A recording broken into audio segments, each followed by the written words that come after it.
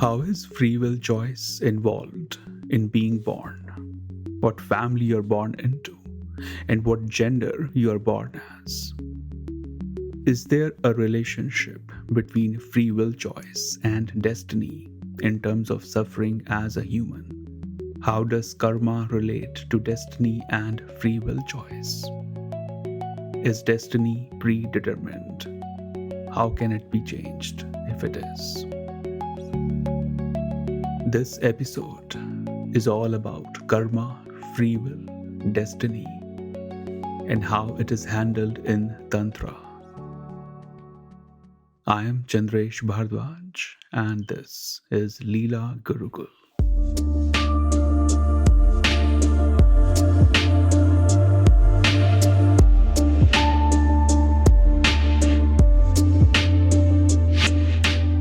Namaste everyone.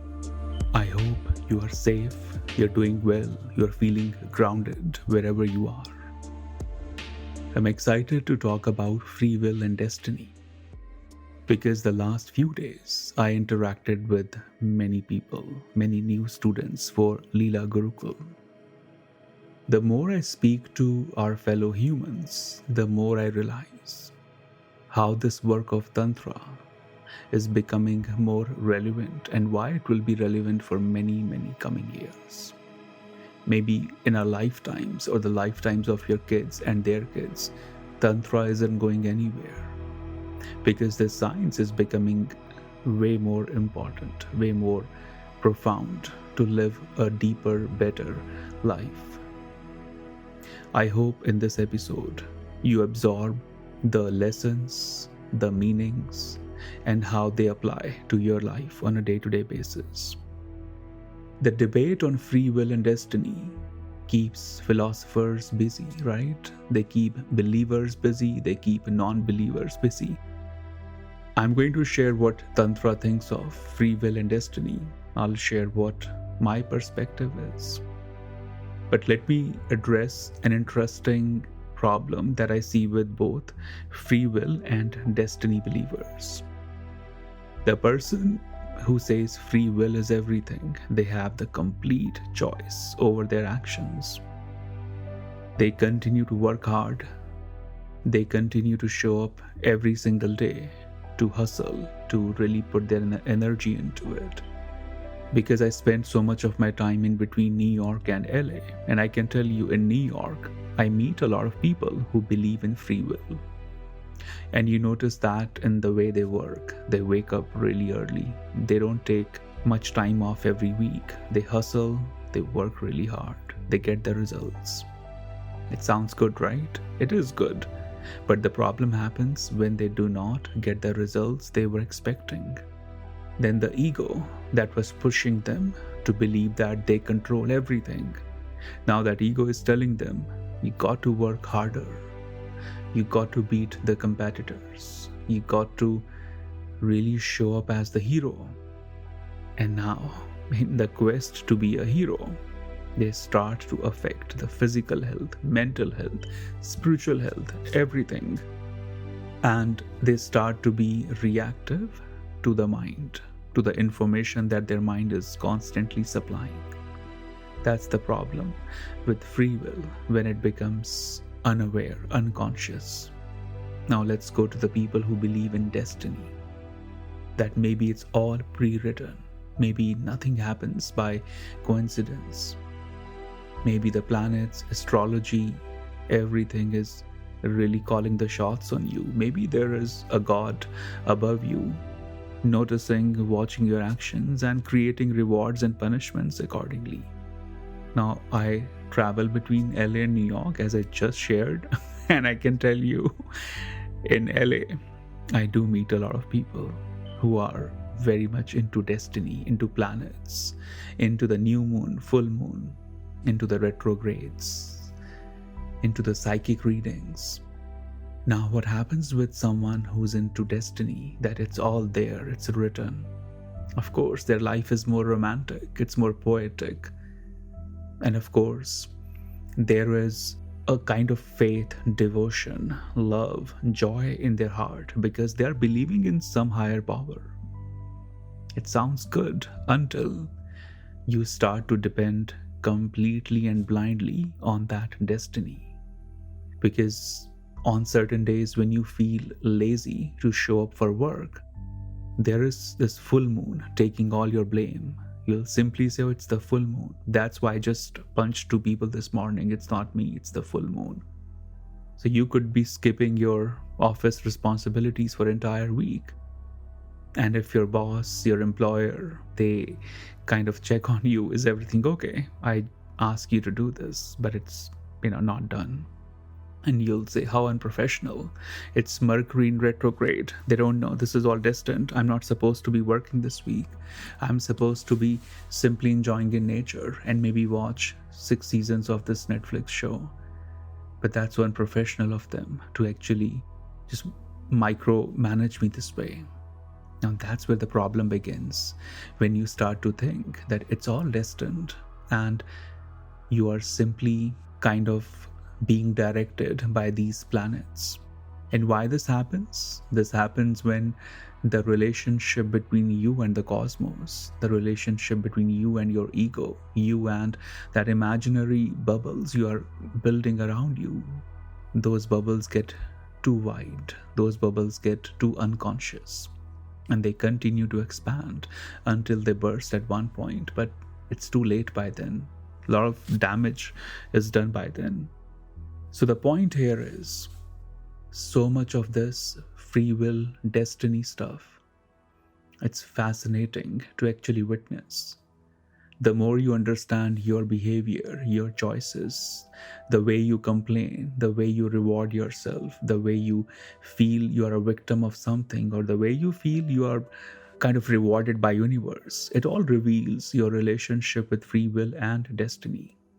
I come from a culture where free will and destiny, they both play a very interesting dynamic. What do I think of it? What does Tantra think of it? If I have to really put it in one statement, I'll tell you, there is no one writing your destiny on a day-to-day basis.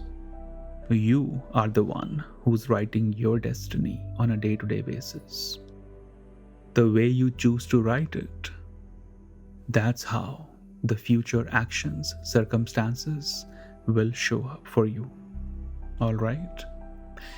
Now, if you are writing it, why is it that you are not aware of it? Why is it that it doesn't feel like that? Because we are writing it so unconsciously that we are not even aware that it's me who's writing it. Imagine that you got drunk, or you were so tired, or you were so much in love or anger, and you did something a night before and then you slept. Next morning, when you look at it, what you have done, it starts to come back very slowly because you see the consequence of that action. And then you realize, oh, now I remember I did that. That's exactly how this destiny starts to work. And by the way, on a separate note, in case my voice is not fully clear, if there's distraction, or even if I sound tired, I'm traveling and I'm not using my current mic. And also I'm sitting in 8 hours of rituals every day. So in case my voice or my energy doesn't feel that usual way, it's because of that. But I can tell you, I'm hanging out in such amazing dimensions in these Navratri rituals that this topic had to be shared in these days. So coming back to the destiny, this is how you create it, my friend. Now I know it's going to start triggering many minds, because now you're thinking of certain things where you feel you had nothing to do with it, and yet you became a victim of something that you didn't choose to invite or attract. And I'll come to that. But let's first talk about your day-to-day actions, your day-to-day results that are happening around you, the kind of people you're attracting, the kind of energy you're inviting in. It's all happening by choice. And that's where karma steps in. Karma means conscious choice making, the right action. With karma, everything you're doing can be either fully damaged or it could be fully reconstructed. Right now, we are not using karma the way it's designed to be used. We are using it in a very half-baked way. And that's exactly how we are showing up for our joy and misery. Take a pause for a moment and reflect on when was the last time you really loved fully. And I mean unapologetically.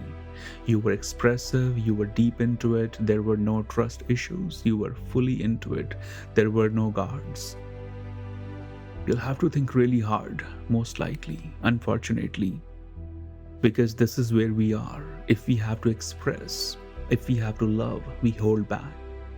Because there is fear of being disappointed. There is fear of not getting back the same investment that you are putting into that friendship or relationship.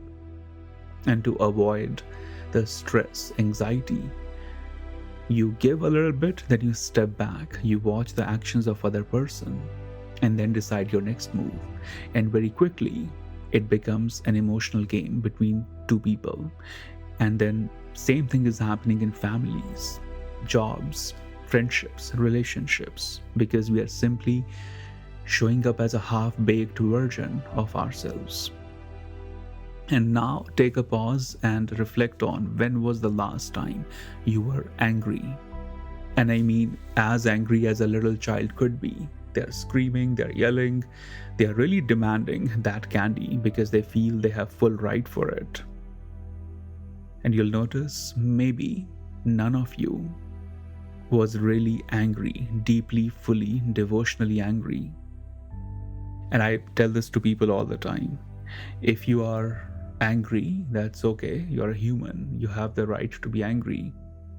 But if you have never been angry, you should see a doctor because you are suppressing something then, my friend. And if you are unconsciously angry all the time, and same anger, same script is repeating again and again, then you can skip psychiatrist. You could just speak to me. We'll talk about it. It could be simply releasing that pattern, simply witnessing what's going on. When we work in the Leela Gurukul, the program, we go so deep into releasing the emotions. And in every program I have seen, by the end of program, everyone is looking lighter, happier, a little more childlike, a little more expressive, because they have released so much of that anger, so much of that suppressed emotion. And usually, I believe, I get to feel that anger when they start to feel triggers, and then they express. And it's so beautiful to see a grown-up adult being so expressive. And that's what I'm reminding you here today. If you're constantly choosing half-baked version of yourself, then you are never going to be fully into your destiny creation process, because you're never choosing yourself fully. And when you realize that you have this power, when you realize you can actually choose that emotion in its complete unapologetic version, it's a different kind of ecstasy. Now for next few days, I want you to simply feel the feelings, that's all. And when you feel the feelings, do not blame someone for them, claim responsibility for it. When you claim the responsibility for it, your strength, your clarity, your courage starts to shift. And then you see that, okay, there is a choice of being a victim, being angry, being miserable, and getting stuck in that narrative. And then the other choices, being joyful, being creative, being a solution provider there, being a conscious choice maker there. And I can choose either option fully, but the condition is it should be fully, not 50% or 90%. Either you're fully in or you're fully out. When you step in with this clarity that either I'll be fully in or fully out, the funny thing that happens, you'll never go fully into sadness, misery, suffering, because you realize it's not helping you. It's not serving you. And then you start to choose joy, creativity, strength. And that's when you start rewriting your destiny on a day-to-day basis. That's when things start to change. The way you show up for people change. The way they show up for you changes. But it starts with you. I get asked by people plenty of times, if destiny is planned by God, then why God is punishing me? And many people, many cultures do believe that. I actually have a personal story with it. When I was younger in India, probably I was in middle school, I used to hear this a lot. Goddess Kali is punishing me. Shiva is punishing me. And I would be very curious when I would hear that, because in my lineage, we would honor Shiva and Kali. And then I would meet people who would claim that they are being punished by these gods. But when you go deeper into tantra, when you explore these spiritual traditions, first of all, you realize that the breaking news is you are not that special, that someone there is punishing you. Someone there is making revenge plans. You know who does that? Humans does that. We create revenge plans. We want to punish others, and then we create a god who's very much extension of who we are. And this is why I tell students in Leela and to all of you here, when you look at Goddess Kali, when you look at Shiva, Krishna, Buddha, use their image, their picture as a tiny glimpse into their consciousness, because they are being painted by a human, right? An artist painted them and they look beautiful. But is that where you should stay? Not at all. It's just one of the glimpses on this deeper journey. We limit our life, our destiny, our joy by kissing the finger that's pointing to the moon, by start worshipping the finger that's pointing to the moon. That's not how it's designed. That's not how it's supposed to be. For next few days, think of someone that you know and you want to punish them. Think of revenge plans. Maybe you do it already, but do it consciously. Think about it. There's one person, they have done something wrong, and you start to create revenge plans, how you want to be punished. And I can tell you, when you start to do it consciously, maybe within 30 minutes, maybe within 1 hour, you will be emotionally exhausted. You'll be so stressed out and so anxious that your body, your emotions, your heartbeats, it's going to tell you, slow down. Stop this nonsense. This is wrong. You're creating such a weird, anxious pattern in you. It's going to damage you. And you just started doing it, and you'll see that the effects of it. Now imagine God, divinity, who's trying to punish you. If they are really doing it, then that sounds like a very stressful God to me. And now imagine you're worshipping that stressful God. A stressful human worshipping a stressful God. That's not a good combo. And I know many people are doing that. That's why there is so much confusion, stress, anger, and this cycle of repeated patterns again and again. When I connect to Goddess Kali, I do not ask for anything. I've stopped doing that many time ago. When I close my eyes, I pray.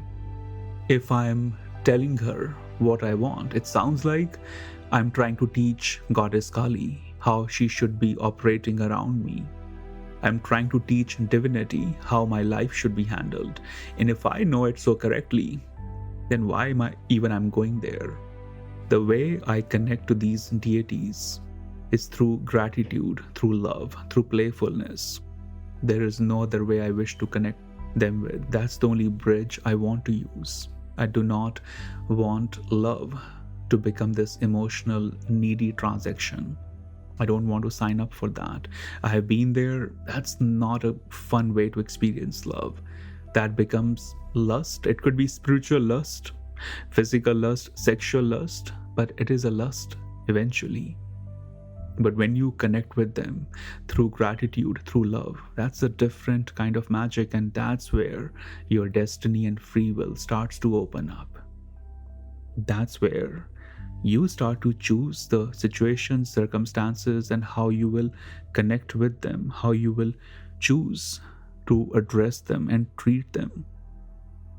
The problem is, destiny gives you a comfort, the idea that someone else is doing it for you. It takes off responsibility from your shoulders. So if your psychologists say that you are amazing, but your parents were terrible, somewhere you feel good that yes, that just works out well. My parents were wrong, terrible, and that's why I am the way I am.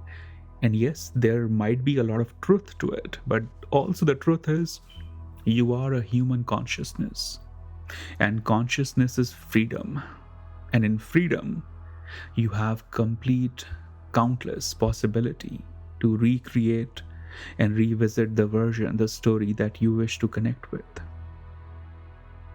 And then I come across people who like to divide people between lucky people and unlucky. And when they say unlucky, they are referring to themselves. And when they say lucky, they are referring it to others that probably are in their friend circle or maybe a professional circle, and they want to be like them, and they feel they are there because they have this good luck and I don't have it. And let me tell you, if you pick 5 people that you consider lucky, study their life, go deeper into them, and you'll realize luck has very little to do with where they are. And I'm not talking about Instagram influencer popularity luck. I'm talking about people who have been doing incredible life-altering work. And even if we take an Instagram influencer who's actually doing some genuine work, you'll study them. It's not a lazy job. You'll have to show up. You'll have to do the right karma. You'll have to choose the right action, right intention, right energy. And you'll see that luck wasn't really a huge factor. If it was, it might be a very tiny factor. I have studied horoscopes of people who were destined to be majorly successful, but they were not because they were lazy. They didn't choose to trust the process. They didn't choose to trust the unknown. They didn't make the choices that could have helped them to actually claim that success. I come across students every day, where I see a huge potential and I tell them this is what you should be doing. And many of them do not do it for their own reasons. Sometimes they feel it's too much work. Most common response is, I'm not ready right now. And sometimes they feel, oh, is he trying to pitch me to join his program, to join his sessions or something? If you know me, you will know that it's very recently I've actually started inviting openly for my spiritual work. And even for that, I'm so specific. I do not want the crowd. I want curious, ambitious, hungry seekers. So I'll never give you a sales pitch. I'm a terrible salesperson, so I'll never even go there. But what I'm telling you is something I've been doing for years, more than 10 years. Telling people, trying to push them to do the right thing because I see that spark, I see that potential. And if they stay there, then I've seen eventually their life changes. Eventually they bloom. And I'm not some sort of perfect, amazing guru or psychic reader to say that. It's just what I do. As if I was a gardener. When I look at the seeds, I know what seeds will work and what won't work. It just happens through experience. And it breaks my heart when I see people who could be blooming, who could be shining, who could be changing their life and the lives of people around them. But it's not happening because of some silly ego trap or some fear that's holding them back. Reminding you to study the people you considered lucky, and you'll notice luck didn't play anything in it. It was their karma, it was their choices, their actions. For me, in the spiritual realm, my father, my grandfather, but also teachers like Buddha, Muhammad Prophet, Christ, Swami Vivekananda, Ramakrishna Paramahansa, and many more. They are my heroes. I look up to their teachings. And there was a point I used to think, how beautiful, how God-gifted this is. I wish I could just open my third eye. But when I got to know the stories, it gives me goosebumps. And I feel so small in this grand scheme of universe. But I also feel so privileged to even know these stories and to have an action plan that could help me to help the people who count on me. And now we'll talk specifics about how you could actually work with this dynamic of free will and destiny. Let me tell you, when you're born, you are born as a pure consciousness, which means you can create anything. You can be part of anything. But unfortunately, you are surrounded with adults who are operating with fear. They have gone through their traumas. They have gone through their drama in life. They're going through the drama as they are having you. So as you start to come back to your senses, as you start to understand your physical existence, you will of course start to receive energy from them. And yes, you are born in certain planets, and those planets are also affecting you. And that also dictates your behavior, your mood, your choices. But at the same time, there is this consciousness, there is this beautiful energy, creativity that's flowing through you and for you. The more playful you become, the more joyful you become, the more you drop that seriousness and calculations, the more you become available to that power, to that strength. How can that happen? Meditation is one of the most powerful ways that I've known to actually work with your destiny versus free will path. As you meditate, the scattered energies, the effect of others' energies on you, the effects of planets, everything starts to diminish. It starts to fade away, and you start to meet yourself more and more every day. And I'm not talking about the spa-based meditations where you simply relax. They're good to relax. No, I'm not against it. But if you are listening to this episode so far, I can tell maybe you're not so interested in simply relaxing. Maybe you want something more. And if you want something more, raise your standards of meditation. Do not settle down with some 10-minute of guided meditation.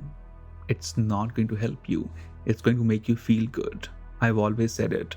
It will make you feel good. And if feeling good is why you're doing it, that's excellent. But usually people who come to me aren't interested in just feeling good. They want something more. And if that's you, raise your standard. There are some advanced meditations on my podcast. They will help you. Once you start to do that, you will understand what it means, and hopefully you can find more. And in Leela Gurukul, I work with students who are genuinely interested in deepening this practice. We have advanced tantra meditations in Leela for the same reason. But meditation, your dhyan, your sadhana will always be number one factor in revisiting, rewriting your story. Now, two chakras that will immensely help you are navel and third eye. Navel is where you started to receive information. That's your creativity, playfulness. That's your root, your foundation. So that will be the first chakra you'll need to work with. And once you become immensely strong and good there with the help of a right teacher, you start to work with third eye. Do not work on third eye on your own. It doesn't work out really well. All right? So definitely a helpful advice not to working with third eye on your own. Navel is good to work gently and slowly in the beginning, but you need consistent guidance there. And I do have podcast on the navel centers, all right? So you could look up for it.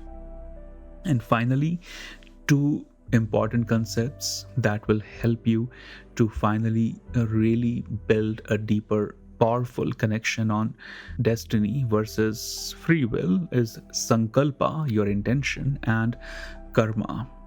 All right, karma, as I've explained, is your choice-making process. Every single day, every single moment, you have a choice how to respond, how to perceive the experiences, situations, people.